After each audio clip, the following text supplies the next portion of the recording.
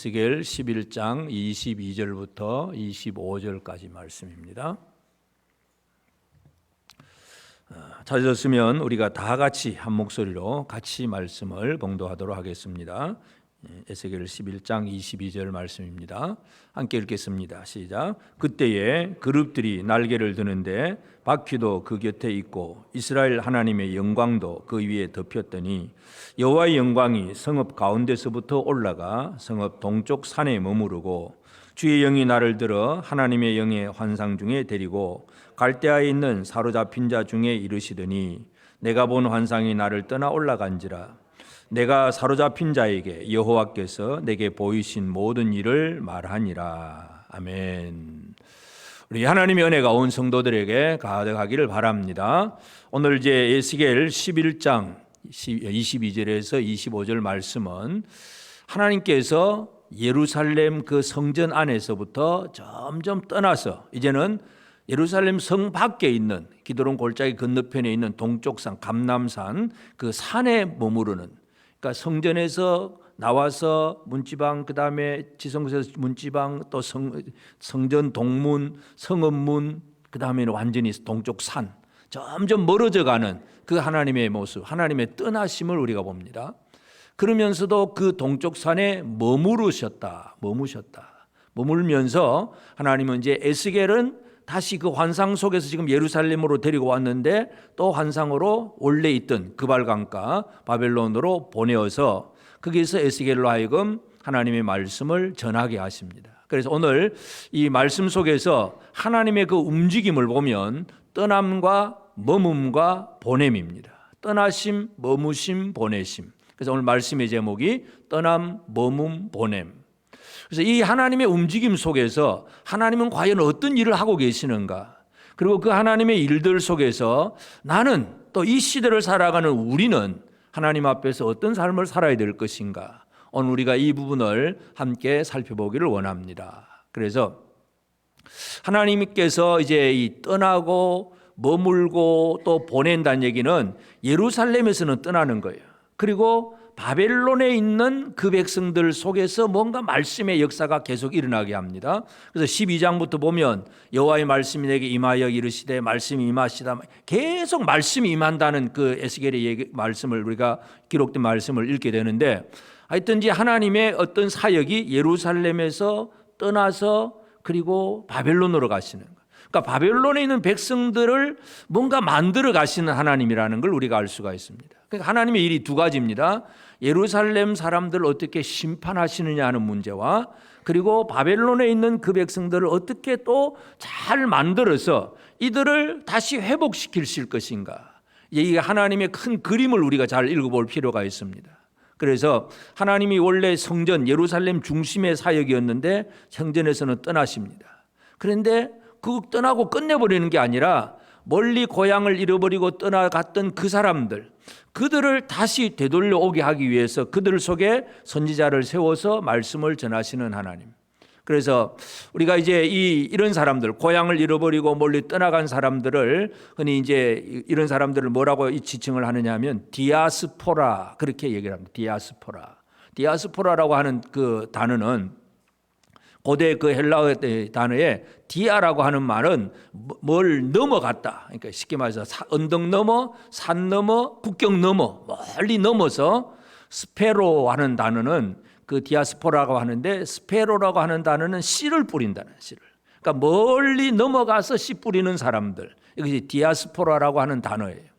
그래서 이 디아스포라는 그 지금도 뭐 모든 사람들이 그 단어를 사용을 하고 있는데, 그 팔레스틴 고향에서 쫓겨나거나 또는 뭐 강제 이주를 당하거나 포로로 되거나 멀리 떠나버린 유대인들, 이스라엘 사람들, 그들이 그냥 떠났다고 해서 디아스포라가 아니라 첫째는 떠남이고, 그리고 그 떠난 곳에서 머물면서도 하나님을 향한 신앙과 그들의 관습과 전통을 그대로 지켜가면서, 그리고 돌아갈 그 땅을 기다리고 소망하는 사람들, 이것이 바로 디아스포라 사람들입니다.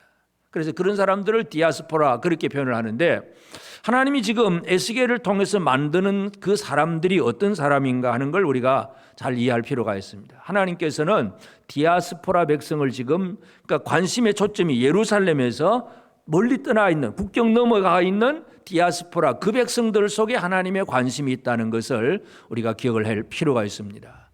그러면 이 디아스포라하고 오늘 우리하고는 어떤 관계가 있느냐, 이것도 우리가 잘 살펴볼 필요가 있는데, 제가 별로 잘 안 가다가 지난 주간에 다큐멘터리 그 음악극을 한번 보고 왔습니다. 제목이 1919 필라델피아라고 하는 음악극인데, 1919년, 그러니까 100년 전이죠. 벌써 3.1 운동이 일어나고, 이제 3.1 운동이 일어나고 나서 이제 많은 박해가 있을 때에 미국에 있는 뭐 유학생들 중심으로 서재필, 뭐 이승만 이런 사람들 중심으로 필라델피아에서 한인 자유대회가 열립니다. 1차 자유대회가 열리는데, 거기서 이제 어떤 뭐 임시정부를 향한 말도 하고, 미국을 향한 말, 아니면 또 일본 사람들을 향한 말, 막 여러 가지 많은 선언문들을 많이 만들어내는 그런 이제 회의록이 있어요. 그 회의록을 가지고 다큐멘터리로 만든, 그 중간중간에 이제 음악이 들어가는 극인데, 이제 그걸 보면서, 이제 물론 그걸 만든 사람들은 우리나라가 기독교 정신으로 세워진 나라다, 이제 그걸 말하기 위한 그런, 그게 초점인데, 저는 이제 물론 그것도 보지만, 이제 그걸 보면서 제일 제가 많이 느낀 것은, 그런 일을 주관하는 데 있어서 제일 스포트를 많이 해준 사람이 한 사람이 있는데, 유대인 랍비 조지 베네딕트라고 하는 유대인 랍비가 한 사람이 있어요. 그러니까 유대인 랍비가 이제 서재필과 이승만 이 두 사람이 이제 그 3.1 운동 이후에 막 일본이 막 이렇게 고문하고 막 사람 학살하고 피 흘리는 그런 광경, 그런 사진들, 이 사진들을 이제 이들이 보고 있으니까 우연히 베네딕트가 그 사진을 옆에서 같이 보고는 누구냐고 물어보고 사정을 알아보고는, 그래서 그때부터 우리가 그러면 이걸 어떻게 하냐 해서 이제 막 한인 자유대회를 열자, 모여서 뭔가 우리 목소리를 내자, 그래가지고 그 자유대회가 열려요. 그 당시 1919년은 유대인들도 아직 이스라엘 나라, 지금 현재 이스라엘 국가가 없는 시대예요. 디아스포라 상태예요. 디아스포라, 유대인들이 미국에도 있고 뭐 유럽에도 많이 흩어져 있고, 그들은 아직도 이스라엘로, 팔레스틴 지역으로 돌아오지도 못한 그 상태. 그런 상태에서 자기들도 고향을 바라보는데, 이 조선 한국 사람들이 보니까 일본에 의해서 막 고통당하는 그걸 보니까 자기도 막 울분이 나가지고 막 도와서, 그래서 막 여러 막 이제 집회를 하도록 그렇게 격려해주고 도와주는 그런 얘기하는 그런 사람을 통해서 그 한인 자유대회가 이루어졌다는 거, 회의록을 통한 그 극인데, 그걸 보면서 야, 유대인 디아스포라 한 사람, 그 한 사람으로 인해서 이 한국 땅도 지금 일본이 점령하고 있는 그런 상황 속에서 많은 박해를 받고 고난을 받는 그런 사람들에게 뭔가 도움을 주려고 하는, 자기도 고난 속에 있지만 고난 중에 있는 누군가를 도우려고 하는 그 사람 때문에 그런 일들이 벌어졌고, 그래서 그 한인 자유대회에서 선언 뭐 채택된 여러 가지 많은 그 글들, 그런 것들이 나중에 이제 대한민국이 정식으로 설립되면서 이제 헌법에 많은 정신들이 들어가는 거, 이걸 우리가 보게 되는데, 하여튼 그 유대인 디아스포라고 하는 그 한 사람이 우리나라에도 그런 영향이 있다는 걸, 저는 이제 그걸 보면서 야, 하나님께서 참 우리나라에도 특별한 은혜를 주셨구나 하는 것들을 한번 이제 살펴보고 왔는데요. 하여튼 중요한 것은, 하나님은 그 1919년이면 그 이스라엘이 망하고 나서, 그러니까 유다가 망하고 나서 주 70년에 망하고 나서 근 1900년이잖아요. 근 2000년 가까이 뿔뿔이 흩어져 있는 그 상황 속에서도 하나님을 섬기고 연약한 자들을 도와가려고 하는 그 디아스포라 백성, 하나님이 그런 사람을 만드셨다는 얘기잖아요. 에스겔을 통해서 하나님은 그런 사람을 만드시는 하나님이세요. 그래서 그 디아스포라 백성들을 만드시는 그 하나님, 그것이 이제 오늘 우리 본문의 내용입니다. 그래서 하나님은 예루살렘에서는 떠나고, 그리고 동쪽 산에서 머물면서 에스겔을 이제 그발강가 바벨론에 보내어서 그들에게 말씀을 가르치게 하는 것. 그래서 이 디아스포라가 결코 남의 이야기가 아니라 바로 우리 이야기다. 또 이것도 이제 결론적으로 말씀드릴 수도 있는데, 하여튼 하나님께서 움직이는 뭐 첫째가 떠나심이죠. 떠나심. 하나님의 떠나심은 하나님이 이제 올라가십니다. 그룹들이 날개를 들고 바퀴도 그 곁에서 막 이제 하나님의 영광이 올라간다. 올라가서 성읍 동쪽 산에 머무른다. 그러니까 그래도 성전 처음에 지성소, 그리고 문지방, 그리고 성전 동문, 그저 이런 정도, 그래도 조금 떠나긴 움직이긴 해도 하나님은 여전히 그 안에 계셨어요. 근데 이제는 드디어 올라가기 시작합니다. 올라가는 것은 사람의 편에서 본다면 바로 떠나심이죠. 하나님이 왜 떠나시느냐? 하나님의 떠나시는 이유는 단 한 가지예요. 이스라엘 백성들을 하나님께서 애굽에서 이끌어내 가지고 광야로 이제 오게 하셨는데, 광야에서 이제 하나님이 그 성막을 만들게 하시지만, 근데 이제 모세가 이제 성막을 만들게 되는데, 이제 그 어떤 사건이 벌어지냐 하면, 나중에 이제 시내산 아래에서 이스라엘이 금송아지를 만들잖아요. 금송아지를 만든 이후에 이제 하나님께서 모세가 이제 있을 그처 회막이라고 하는데, 이 회막을 진 바깥으로 옮겨버립니다. 출애굽기 33장 7절에 보면 모세가 항상 장막을 취하여 진 밖에 쳐서 진과 멀리 떠나게 하고 회막이라 이름하니 여호와를 앙망하는 자는 다 진 바깥 회막으로 나가며. 원래는 회막이 이스라엘 진 가운데 있어야 됩니다. 근데 이제 진 바깥으로 나가버립니다. 그래서 그때부터는 하나님을 섬기고자 한 사람들은 진 바깥으로 나가야 돼요. 이게 떠나심의 첫 번째. 왜 떠납니까? 우상 때문에. 금송아지 우상 때문에. 하나님 앞에서 우리가 믿음으로 제대로 살지 못하고 우리 안에 우상이 가득하면 하나님은 떠나실 수밖에 없습니다. 이 떠나심은 바로 징벌입니다. 심판입니다. 지금 예루살렘에서 하나님은 그 예루살렘 성 안에 있는, 성전 안에 있는 많은 우상들 때문에 하나님은 떠나셨어요. 그 다음에 떠나고 있는데도 그냥 하늘로 휙 올라가 버린 것이 아니라 동쪽 산에 머물었다 그랬습니다. 머무심. 이 동쪽 산에 머무셨다는 것, 감람산, 감람산에서 머무는데, 예루살렘에 한번 가보시면 예루살렘도 이제 양쪽 골짜기가 있고 이렇게 울뚝 솟은 그 봉우리 위에 도시가 이제 예루살렘입니다. 근데 이제 오른쪽에 그 깊은 기도론 골짜기가 있고, 골짜기 건너편에 산이, 이게 동쪽 산이 바로 감람산이에요. 그러니까 감람산이 예루살렘보다는 조금 더 높습니다. 그래서 그 감람산에 올라가면 예루살렘을 약간 내려다보면서 전체를 이제 조명을 할 수가 있어요. 지금도 성지순례를 가보면 그 감람산에서 예루살렘을 바라보면서 막 기도하는 사람들이 참 많아요. 그 성전을 위해서. 하여튼 하나님은 감람산의 동쪽 산에 머무셨다는 거, 이 머물었다는 얘기를 잘 이해할 필요가 있습니다. 왜 휙 하고 올라가 버리지 않고 머물렀을까? 하나님의 머무심이 뭔가, 이걸 우리가 이해를 되는데, 유대인 그 랍비 중에 요나단이라고 하는 랍비가 이제 그 성경을 해석을 하면서, 하나님은 왜 여기에서 머물렀는데, 이 요나단은 하나님은 3년 반 동안 머물르셨다, 그렇게 이제 기록을 해놨어요. 미드라시, 이 유대인 주석, 그 미드라시라고 하는 주석에 보면 3년 반 동안 머물렀다 그죠. 그냥 잠깐 머물른 것도 아니에요. 3년 반. 근데 3년 반이라는 시간들, 이 개념은 성경에 곳곳에 많이 나타납니다. 예수님이 이 땅에 오신 것도 3년 반, 그리고 또 다니엘서나 요한계시록에도 가보면 3년 반 얘기가 많이 나옵니다. 한때, 두때, 반때, 1260일, 36개월, 그렇게 3년 반 이런 얘기들, 42개월, 이렇게 많은 그 단어들이 막 나오는데, 이 랍비 요나단이 그런 얘기를 합니다. 그럼 3년 반이 그럼 과연 어떤 의미일까? 이제 계산을 해보면 에스겔이 이 지금 8장에서 첫 번째 환상도 있고 두 번째 환상이 지금 8장부터 나오는 환상인데, 이 8장에서 8장 1절에 보면 이 환상을 언제 봤냐고 기록하면 여섯째 해 여섯째 달 초닷새, 그러니까 제6년 6월 5일, 이게 바로 이제 이 두 번째 환상을 본 날짜라는 것을 에스겔이 분명히 기록을 하고 있습니다.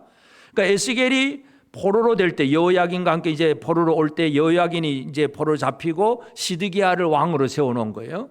그러니까 유다에는 예루살렘에는 시드기야가 왕이 되어 있는 상태에서 제6년에, 지금 포로로 와 있는 제6년에 지금 이 환상이 보여졌고, 그 다음에 예레미야 39장 1절에 보면 유다의 시드기야 왕의 제9년 10째 달에 바벨론의 느부갓네살 왕과 그의 모든 군대가 와서 예루살렘을 애워싸고 치더니, 그리고 바벨론으로 포로로 잡혀온 에스겔이나 시드기야가 왕이 된 시기가 똑같죠. 그러니까 에스겔이 포로로 잡히는 그때 이제 시드기야가 왕이 되니까, 그러니까 에스겔의 제6년 6월 5일 그때의 환상이 보여졌고, 그 다음에 시드기야 9년, 제9년, 그러니까 3년 하고도 10째 달, 그러니까 한 5개월, 6개월 비슷한데 3년 반, 그때 예루살렘이 완전히 이제 바벨론에 의해서 포위가 됩니다. 그래서 3년 반이라고 하는 기간을 그렇게 우리가 유추를 해볼 수 있습니다. 지금 이 하나님께서 동쪽 산에 머물렀다 하는 얘기가 그때가 제6년 6월입니다. 그리고 3년 반 동안 예루살렘을 향하여서 바라보시면서 머무르고 계셨어요. 왜 머물렀을까? 갑자기 휙 떠나버리지 않고 머물렀다는 얘기는 바로 그들 속에서 회개하는 자를 찾으시고 기다리시는 하나님, 그래도 예루살렘에서 또 누군가를 찾아내시고자 하시는 하나님. 물론 그래가지고 마지막 이제 제11년에 예루살렘이 완전히 무너지고 제3차 포로가 이제 이루어지기 때문에 다시 디아스포라가 새롭게 또 만들어지긴 하지만, 하여튼 영광의 하나님은 이 동쪽 산에 머물렀다는 얘기는 하나님의 자비와 끝까지 참아주시고 기다리시는 하나님의 인내하심, 이게 바로 3년 반의 머무르심입니다. 이 은혜를 우리가 이해를 해야 되고, 그리고 이제 에스겔을 다시 환상 중에서 이제 바벨론으로 보내십니다.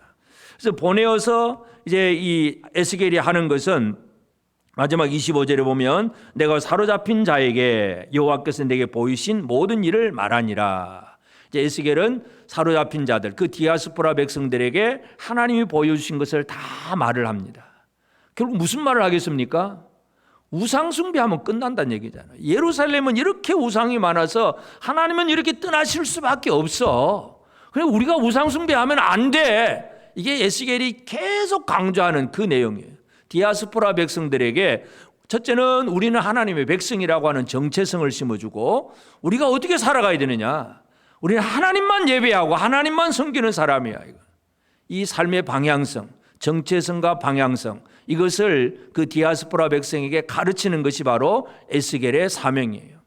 물론 에스겔보다 약간 먼저 1차로 포로로 와 있던 다니엘과 세 친구들은 이미 우상 숭배하지 않고 이 바벨론의 어떤 부정한 것에 더럽히지 않으려고 애를 썼던 사람들이죠.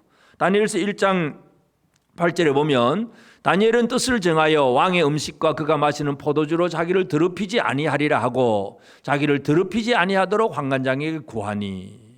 디아스포라 백성에게 있어서 중요한 것은 이 세상 속에 사람들 속에 섞여 살잖아요.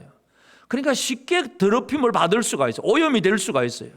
그러니까 철저하게 오염 안 되려고 애를 쓰지 않으면 안 됩니다.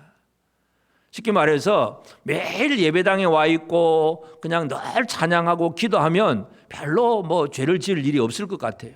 근데 세상에서 같이 막 불신자들과 어울려 살다 보면 뭐 이상하게 막 그런 길을 자꾸 뭐 유혹을 받는다든지 아니면 그런 풍조에 막 물들어 가지고 자꾸 더럽혀지려고 하는 그런 것들이 너무 많잖아요.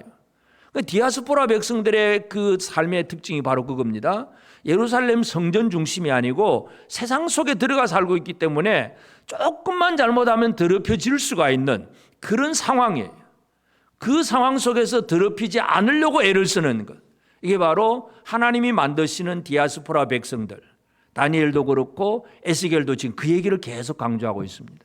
그래서 하나님께서 예루살렘에서 옮겨가서 이제는 바벨론에 있는 백성들, 그 사람들을 만들고 이제 그들이 나중에 회복이 되어서 돌아오게 하실 거니까 그 사람들을 어떻게 관리하느냐, 이 차원에서 하나님은 에스겔을 바벨론으로 다시 그 환상 중에 돌아가게 하셨다는 것을 우리가 이해할 필요가 있습니다. 그래서 하나님의 떠나심, 하나님의 머무르심, 그리고 하나님의 보내심, 이것은 결국은 우리의 입장에서 본다면 예수 그리스도 안에서 다 이루어진 일들입니다.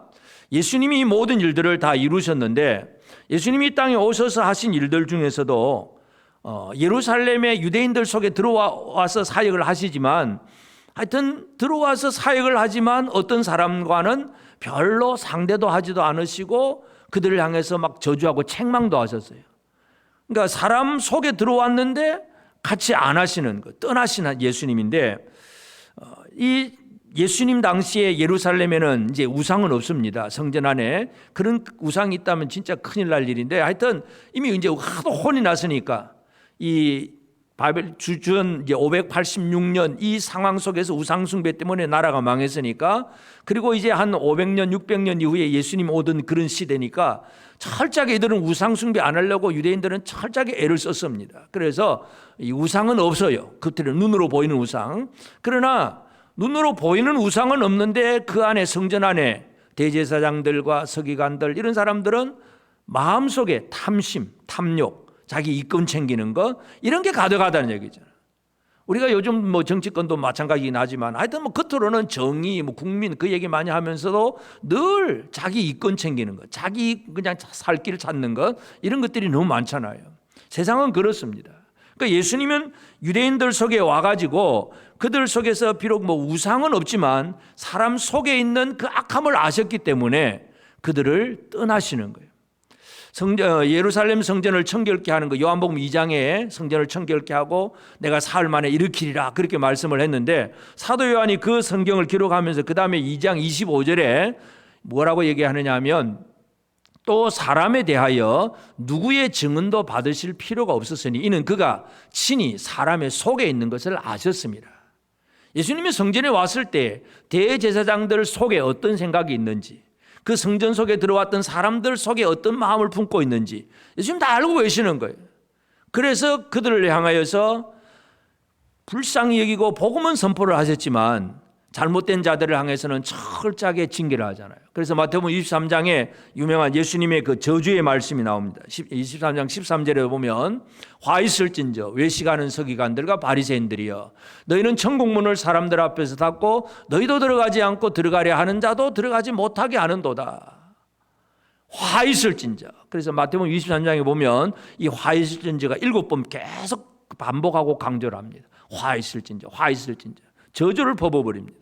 하나님의 아들이 이 땅에 오셔서 자기 백성 중에 왔으면 그래도 덮어주고 사랑해주고 보호해주면 얼마나 좋겠습니까?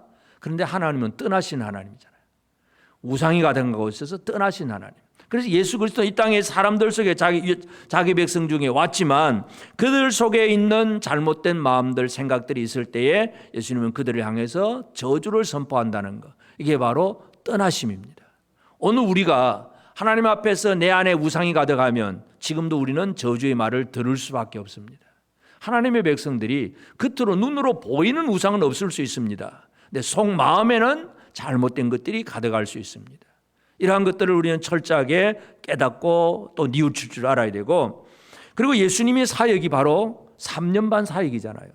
물론 30살까지는 목수의 아들로서 그냥 이제 성장하는 기간이었고, 실제 예수님의 공생의 사역은 3년 반이에요. 이것이 이제 하나님께서 동쪽 산에 머무르신 그 기간, 그 기간과 같다는 걸 우리가 이해할 수 있습니다. 그래서 예수님의 3년 반 사역에서 예수님이 하신 일은 무리를 불쌍히 여기면서 복음을 전하고 병든 자들을 치유하고 가르치고 막 열심히 하셨어요. 그건 결국은 하나님의 뜻을 이루는 거잖아요. 하나님의 뜻은 바로 그 많은 사람들이 하나님께로 돌아오기를 기다리는 것이 바로 하나님의 마음이에요. 그러니까 3년 반 동안 예수님이 품으신 마음이 하나님의 마음입니다. 그래서 하나님 마음으로 그 자기 백성들이 좀 주께로 돌아오기를, 그렇게 제대로 돌아오기를 바라고 있습니다. 그래서 마태복음 23장 37절에 화 있을진저 저주를 하면서 37절에 뭐라 그럽니까? 예루살렘아 예루살렘아 선지자들을 죽이고 내게 파송된 자를 돌로 치는 자여, 암탉이 그 새끼를 날개 아래 모음같이 내가 네 자녀를 모으려 한 일이 몇 번이더냐. 그러나 너희가 원하지 아니하였도다. 그 감람산 동쪽에서 예루살렘을 바라보시면서 마치 암탉이 병아리를 품으려고 다 날개를 펴고 있는데 이 병아리들은 다 도망가고 안 오는 거예요. 얼마나 하나님 서운하시겠어요. 이게 예수님 마음이에요. 3년 반 동안 그 예수님은 갈릴리로 물론 많이 사역을 하셨지만 갈릴리와 유다와 예루살렘 또는 사마리아 지역 돌아다니면서 하여튼 그 백성들이 하나님 품으로 돌아오기를 가르치고 병든 자를 치유하고 많은 일을 하셨어요. 이게 바로 예수님의 3년 반입니다. 이게 하나님의 머무르심이 그렇게 이루어진다는 것. 그리고 나서 이제 마지막 3년 반 마지막 결론이 뭐냐 하면 마태복음 24장 3절에 보면 예수께서 감람산, 이 동쪽 산 감람산 위에 앉으셨을 때에 제자들이 조용히 와서 이르되 우리에게 이르소서 어느 때 이런 일이 있겠사오며 또 주의 임하심과 세상 끝에는 무슨 징조가 있사오리까. 그때 예수님은 또 예루살렘 성전의 무너짐 그 얘기를 합니다. 그리고 그 성전의 무너짐은 단순하게 이제 주 70년에 AD 70년에 무너지는 그 사건만이 아니라 마지막 온 세상의 멸망에 대한 예언까지도 이어지는 그것이 감람산에서 주시는 말씀이에요. 다 3년 반 머물고 마지막 순간에 그 말씀을 하시고 그리고 예수님은 십자가에 달려 죽으십니다. 그러니까 예수님의 3년 반 사역이 바로 하나님께서 동쪽 산에 머무르신 그 사건이 바로 예수님의 전체 사역이다. 그렇게 생각을 하면 됩니다. 그러면서 예수님은 그냥 그러고 끝나지 않잖아요. 사도들을 보내잖아요. 이제 예수님이 보내는 사도들은 어디까지 가느냐? 우리가 잘 아는 사도행전 1장 8절에 보면 오직 성령이 너희에게 임하시면 너희가 권능을 받고 예루살렘과 온 유대와 사마리아와 땅끝까지 이르러 내 증인이 되리라. 결국 예수님은 디아스포라 백성들을 어디에서까지 만드십니까? 예루살렘만이 아니에요. 예루살렘도 물론 포함이 되지만 그러나 온 유대와 사마리아와 땅끝까지 결국은 온 세상의 모든 민족들이 하나님의 백성이 되도록 사도들을 보내십니다. 하나님께서 에스겔을 그 바벨론 백성들에게 보내시듯이 예수 그리스도는 사도들을 땅끝까지 보내십니다. 이 은혜 때문에 오늘 우리가 하나님의 복을 누리고 있는 사람이 된 것입니다. 예수 그리스도 안에서 이 사도들을 파송하시는 주님의 은혜가 없다면 우리는 복음을 들을 기회가 없지요. 그리고 예수님은 이 사도들을 이렇게 땅끝까지 보내시면서 또 사도들에게 하나님의 일들을 제대로 이루는 사람으로 만들어 주셨다는 것. 그러니까 에스겔이 하는 일이 역할이 그건데 하나님을 보여주는 거죠. 내게 보이신 일을 다 말하니라.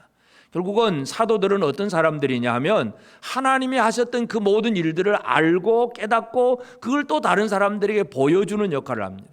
그래서 예수님이 제자들에게 기도를 가르쳤을 때 우리가 잘 아는 주기도문 마태복음 6장 10절에서 나라가 임하시오며 뜻이 하늘에서 이루어진 것 같이 땅에서도 이루어지이다. 하늘에서 이루어진 하나님의 뜻이 이 땅에서도 이루어지기를 바라고 기도하고 그 일을 위해서 힘쓰는 사람이 바로 사도들이에요. 이런 사도들을 예수님이 땅끝까지 보내신 거예요. 이게 바로 3년 반 사역을 마무리하시면서 하시는 일이었습니다.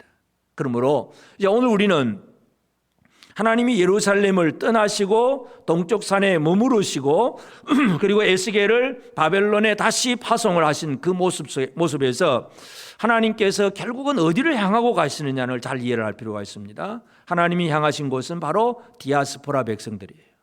예루살렘에 있는 사람들이 아니라 그 멀리 고향을 떠나 멀리 넘어 저 국경 넘어 멀리 넘어가서 모든 걸 잃어버리고 살아가는 그 사람들, 그들을 잘 가르치고 세워가지고 그들을 회복시키는 것이 바로 하나님의 목적이에요. 하나님의 그 사역의 방향성. 그러므로 이제 오늘 우리는 이제 예수 그리스도 안에서 우리가 디아스포라 백성이 되었다는 사실을 기억을 해야 됩니다. 아브라함이 히브리서 11장에 보면 더 나은 본향을 바라본다 그러잖아요. 그러니까 이 자기가 나왔던 더 나은 본향을 바라보는 사람이 바로 디아스포라 사람들이에요. 아브라함도 디아스포라예요. 원래 갈대우르에 살았는데 근데 나왔습니다. 그런데 문자적으로 갈대우르를 바라보는 것이 아니라 더 나은 본향을 바라보는 사람이 바로 아브라함이었어요. 그러므로 아브라함의 믿음을 가진 믿음의 후손들인 우리도 디아스포라 사람들이라는 사실을 기억하시기를 바랍니다. 우리는 이 세상 속에서 영원히 살 사람들이 아니에요. 이 세상은 우리가 거쳐가는 것입니다. 근데 이제 거쳐가면서 세상 속에서 우리는 많은 영향도 받을 수도 있지만 더럽히지 않고 거룩하게 정결하게 우리 자신을 잘 관리해 나가는 것, 이게 얼마나 중요한지 모릅니다. 그래서 첫 번째 우리 디아스포라 백성들에게 제일 중요한 것은 바로 이 거룩함입니다. 결코 우상이 우리 안에 들어오지 못하도록 거룩함으로 살아가야 됩니다. 그래서 유대인들 예수님 당시 유대인들 눈에 보이는 우상은 없앴습니다. 그런데 이제 거룩함, 정결, 거룩 이걸 자꾸 강조를 하다 보니까 문자적인 정결 의식은 잘 지킵니다. 밖에 나갔다가 오면 손 씻고 발 씻고 음식 먹기 전에 손 씻고, 그래서 그거 안 하면 이제는 부정한 사람으로 여겨지잖아요. 제자들이 손 안 씻고 밥 먹었다고 막 그렇게 비난을 합니다. 그러니까 유대인들은 이 정결이 중요하다는 걸 알았지만 무엇으로 정결해지는 줄은 몰랐습니다. 오늘 우리는 물로 정결해지는 사람이 아닙니다. 예수님이 제자들에게 해주신 말씀은 우리를 정결케 하시는 말씀인데, 하나님이 원하시는 뜻이 뭐냐 하면 하나님은 거룩하신 하나님이에요. 거룩하신 하나님이 우리를 떠나시지 않도록, 우리를 떠나가지 않도록 하나님이 나와 함께 하시도록 하는 것, 바로 우리의 거룩함을 이루는 생활입니다. 레위기 11장 45절에서 하나님 주신 말씀은 나는 너희 하나님이 되려고 너희를 애굽 땅에서 인도하여 낸 여호와라. 내가 거룩하니 너희도 거룩할지어다. 이스라엘을 애굽에서 이끌어냈습니다. 그래서 내가 거룩하니 너희도 거룩할지어다. 하는 거룩하신 하나님은 거룩한 백성과 동행하기를 원하세요. 디아스포라 백성들에게 하나님이 원하시는 첫 번째는 거룩함입니다. 여러분, 거룩하게 살고 계십니까? 옛날 유대인들 얘기가 아니에요. 바로 지금 우리가 더 나은 본향을 바라보고 있는 아브라함의 믿음의 후손들인 우리가 하나님 앞에 보여드려야 될 것은 내 안에 있는 악하고 더러운 우상들이 없어지고 하나님 앞에 말씀으로 거룩해지는 것이 중요합니다. 그래서 예수님이 분명히 요한복음 15장 3절에서 내가 일러준 말로 너희가 깨끗해졌다고 막 그러잖아요. 말씀이 우리의 영을 깨끗하게 합니다. 이 말씀을 읽고 듣고 또는 교회에서 말씀이 제자 훈련도 하고 공부도 하고 하면 말씀을 들으려고 애를 쓰잖아요. 그게 얼마나 중요해요. 깨끗하게 하는 생활이에요. 근데 간혹 보면 예배는 나와 앉았는데 말씀에 대해서는 별로 관심이 없는 분들도 간혹 있어요. 공부하자, 성경 공부하자. 힘들어. 제자훈련 힘들대. 그거 하면 진짜 숙제도 많고 막 질문도 많고 힘들대. 어려워. 못해. 안 들으려고 해요. 안 들으려고.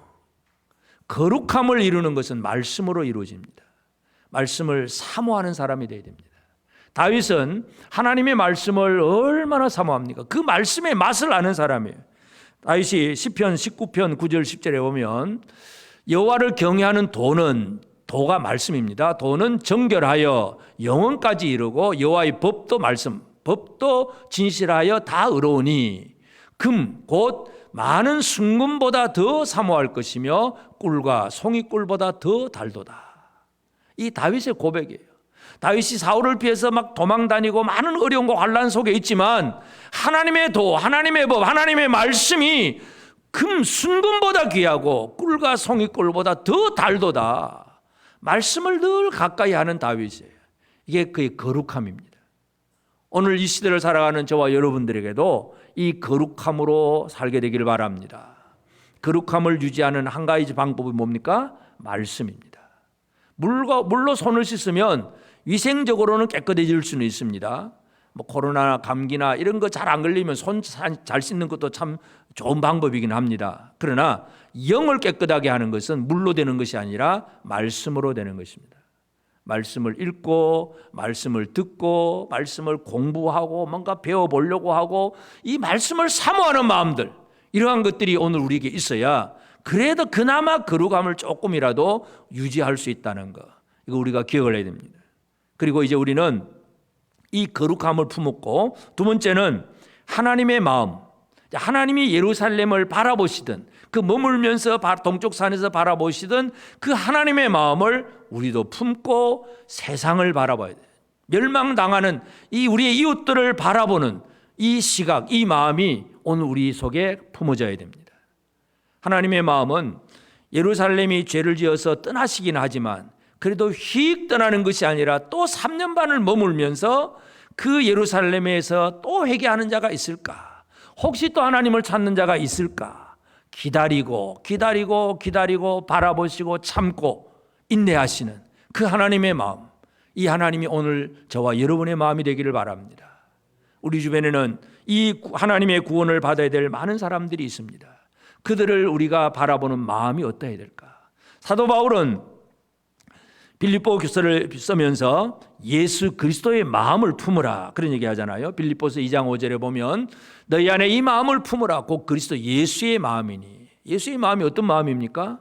이 땅에 있는 죽어야 되는 죄인들을 사랑하시는 마음이기 때문에 하늘 보좌 영광을 부리고 이 땅에 내려오시고 사람이 되시고 죽기까지 복종하시는 것이 바로 예수의 마음이에요.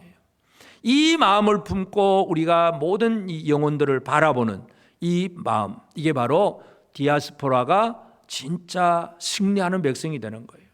아까 말씀드렸지만 그 조지 베네딕트라고 하는 유대인 랍비가 그 디아스포라, 그 미국에서 사는 유대인이지만 그 조선 땅, 한국 땅에 있는 청년들을 바라보면서 한국 땅에 그 고문당하고 죽어가는 그 사진 같이 보면서 진짜 불쌍히 여기고 긍휼히 여김으로 그런 대회가 이루어지게 도와주었다는 것.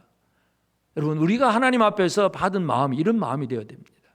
아직도 우리 주변에는 많은 사람들이 예수를 알지 못하고 구원을 받지 못한 상태예요. 그들을 향해서 예수 그리스도의 마음을 품어야 됩니다. 하나님의 마음을 품어야 돼요. 하나님의 마음은 우리가 가장 잘 아는 말씀, 요한복음 3장 16절에 무슨 말씀입니까? 하나님이 세상을 이처럼 사랑하사 독생자를 주셨으니, 사랑하심으로 독생자까지도 주실 수 있는 그 하나님의 마음을 품고 우리 이웃들을 바라볼 수 있는 이 마음으로 무장되는 것이 하나님께서 원하시는 디아스포라 백성들의 얘기예요. 그리고 이제 우리는 이 디아스포라 형제들에게 에스겔의 사역을 보면 그들 속에 하나님께서 보여주셨던 것, 들려주셨던 말씀들을 계속 그들에게 설명하고 가르치는 것이 바로 에스겔의 사명이었습니다. 그러므로 이제 오늘 우리는 이것이 어떤 의미냐 하면, 왜 그걸 가르치느냐? 그들은 영원히 바벨론에서 살 사람들이 아니에요. 하나님이 예레미야를 통해 주신 말씀은 70년 후면 돌아올 거예요. 그러면 돌아오려고 하면 그냥 막연하게 돌아올 사람들이 아니잖아요. 철저하게 준비된 자로서 돌아와야 됩니다. 그 준비가 다른 준비가 아니라 기본적으로 내가 누구인가 하는 문제, 정체성의 문제. 우리는 비록 바벨론에 살고 있지만 우리는 하나님의 백성이다. 이거 에스겔이 계속 심어주는 거예요. 우리가 비록 포로가 되고 여기 와 있지만 우리는 하나님을 섬기는, 여호와 하나님을 섬기는 하나님의 백성이야. 이걸 계속 심어주고, 비록 우리가 이 땅에 살지만 하나님의 약속의 때가 되면 우리는 돌아갈 거야. 소망을 심어주고, 이게 바로 에스겔이 하는 일입니다. 이걸 우리가 가져야 되기도 하지만 또 우리의 형제들에게 이런 것이 아직도 부족한 연약한 형제들이 있다면 그들에게 내가 누구인가, 우리가 누구인가, 우리가 어디를 바라보며 살아야 되는가, 그 얘기를 해줄 수가 있어야 됩니다. 이게 바로 오늘 저와 여러분에게 주어진 사명입니다. 오늘 우리 성도들은 디아스포라 사람들입니다. 베드로 편지를 보내면서 베드로전서 2장 11절에 이런 표현을 합니다. 사랑하는 자들아, 거류민과 나그네 같은 너희를 권하노니 영혼을 거슬러 싸우는 육체의 정욕을 제어하라. 그러니까 초대교회 성도들에게 베드로가 뭐라 하면 거류민과 나그네 같은 너희를 권하노니, 이 거류민 나그네가 뭐예요? 디아스포라예요.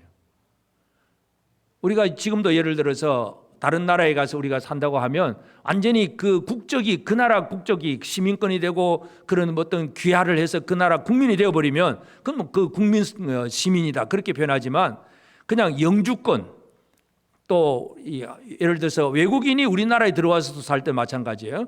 이 거소증이세요. 이 땅에서 영주권처럼 얼마 이렇게 살 수 있는 거리를 이제 살아갈 수 있는 그러한 권리를 가진 일반적인 그런 거, 국민은 아니지만 그런 권리를 가진 사람, 이 거류민들이고 나그네예요. 오늘 우리 성도들은 우리의 본향은 이 땅이 아니라 영원한 하나님 나라예요. 아브라함이 바라봤던 더 나은 본향이 바로 우리의 돌아갈 고향이고 소망입니다. 근데 우리의 살아가는 삶의 환경은 바로 나그네로서 살아가는 이 땅입니다. 이 땅에서 그걸 어떻게 살아가야 될까요?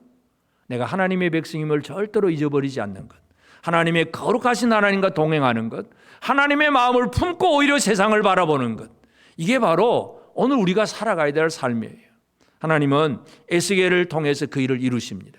예루살렘에서는 떠나고 마지막까지 머물면서 그들의 회개를 기다렸다가 에스겔은 그 바벨론에 보내어서 그 땅에 먼저 포로된 사람들에게 말씀을 가르치고 들려주고 보여주어서 그 디아스포라 백성들로 하여금 이제 하나님이 가라 그러면 바로 출발할 수 있도록, 결국은 바벨론을 무너뜨리는 이 메데 바사의 페르시아 제국의 고레스 왕이 등장을 하고, 고레스가 유대인들은 돌아가라 했을 때에 많은 사람들이 돌아옵니다.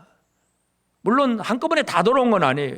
나중에 또 남아있는 사람도 있긴 하지만, 그러나 일단 돌아오는 사람들은 그 칙령이 내렸다고 해서 그냥 가자 하고 바로 돌아설 수 있는 사람은 준비되지 않으면 그렇게 쉽게 돌아올 수가 없습니다. 마음속에라 준비, 우리는 언제든지 하나님이 가라고 하시면 갈 준비가 되어 있으면 가라 그러면 바로 순종할 수가 있습니다. 근데 하나님 뭐 또 좀 더 해야 되는데요. 그럼 그래도 하나님 또 참아주세요. 그래서 2차, 3차로 돌아오는 사람도 있긴 하지만 하여튼 중요한 것은 우리는 가야 할 곳이 있는 사람들이다. 더 나은 본향을 사모하는 소망을 가진 사람들, 이게 바로 오늘 우리의 삶입니다. 하나님은 예루살렘에서 떠나시고 성읍 동쪽 산에 머무르시고 에스겔을 보내시는 하나님. 지금 우리는 이 하나님께서 사역하시는 그 모든 것들이 온 땅에 땅끝까지 이르는 하나님의 백성들, 이들 속에서 역사하시면서 말씀을 주면서 우리가 하늘나라에 대한 소망을 가지고 살아갈 수 있도록 오늘도 말씀을 주시고 함께합니다. 또 저와 여러분들이 그렇게 에스겔처럼 사명을 감당할 책임이 오늘 우리에게도 있다는 사실도 기억하시고, 하나님의 떠남과 머뭅과 보냄 속에서 나는 지금 어디에 있는가, 어디에 떠나버린 그 자리에 남아 있는가, 아니면 머물면서 기다리는 그 하나님 앞에 회개함으로 뭔가를 보여드리고 있는가, 보냄받은 자로서 주의 사명을 감당하고 있는가, 우리 자신들을 돌아보면서 이 시대 속에서 우리가 이 땅에서 영원히 살 사람이 아니라 우리도 이 세상이 디아스포라고 하는 사실을 기억하면서 하늘나라를 바라보며 나아가는 소망으로 힘있게 살아가는 저와 여러분 모든 우리 모든 성도들 꼭 되어지기를 주의 이름으로 축복합니다. 아멘.